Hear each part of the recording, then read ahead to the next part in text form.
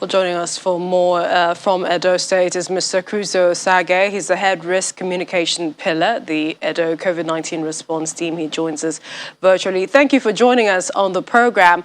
Tell us why this health pass or ban to the unvaccinated, especially this first phase of enforcement which applies to state and local government officers.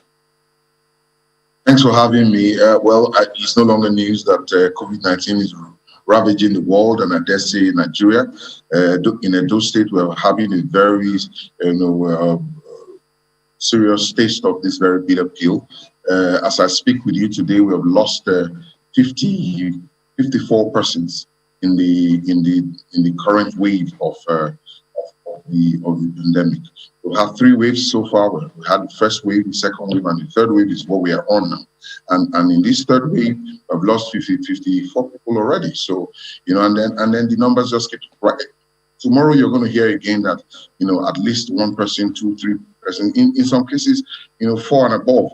Over the last weekend, we had 16 deaths in Edo State, 16 deaths from COVID-19. And we had 2 pregnant women who were 28 weeks pregnant, 2 of them among the 16 deaths over the weekend. And if this is not a crisis, then I don't know what is. So that is why we have to step up and, we have to, protect the lives of our people.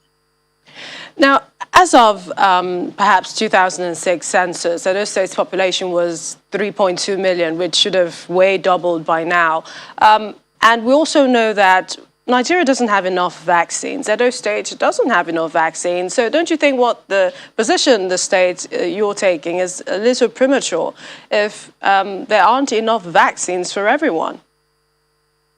As I speak to you, we have up to 50,000 doses of vaccines that have not been taken. So I don't know why you would say we don't have enough vaccines. So comparing that to the population, as a matter of fact, but except you're saying that the reason why the government is taking this, if I may. Okay, so you're saying there is vaccine hesitancy then? Well, you can call it what you want, but you see, we have doses of vaccines that have not been taken. And so we cannot accept the statement that people they're not. We have enough vaccines because we have some in our kitties that have not been taken by citizens. Until we run out of vaccines, you cannot begin to say that we don't have enough vaccines.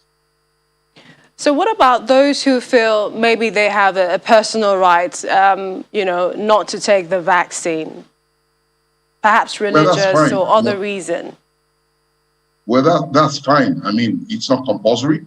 However, as long as this third wave rages, then you're going to have to use alternative ways to do, things you're supposed to do in the midst of large crowds and large gatherings. For example, such people are free to work from home.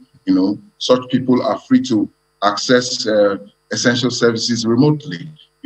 We're not denying their access to what they're supposed to be doing. But we're saying, as long as the third wave rages, as long as we keep recording large numbers of infection every day, as long as we continue to record a high number of deaths, we cannot have people who are not vaccinated milling around people who are and putting their lives in danger. Because where the right of the person who decides not to take stops, that's where the right of the person who has decided to take and protect himself begins.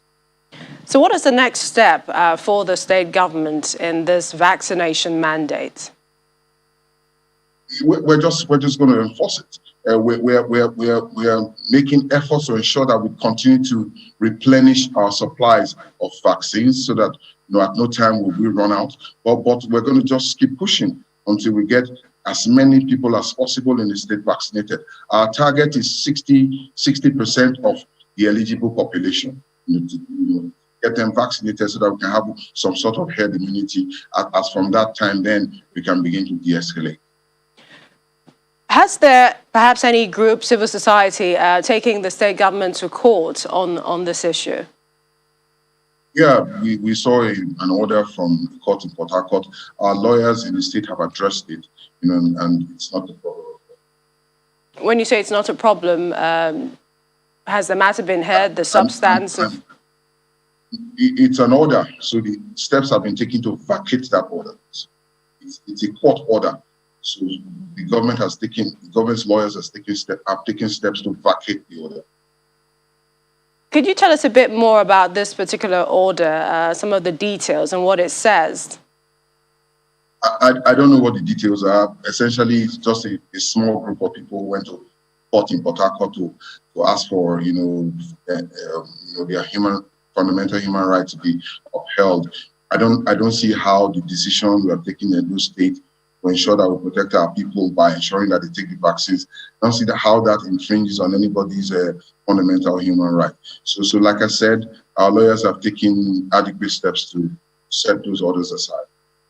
We appreciate your time, Mr. Crusoe Sage, Head Risk Communication Pillar, Edo State COVID-19 Response Team. Thank you for joining us. We continue to follow the developments in Edo.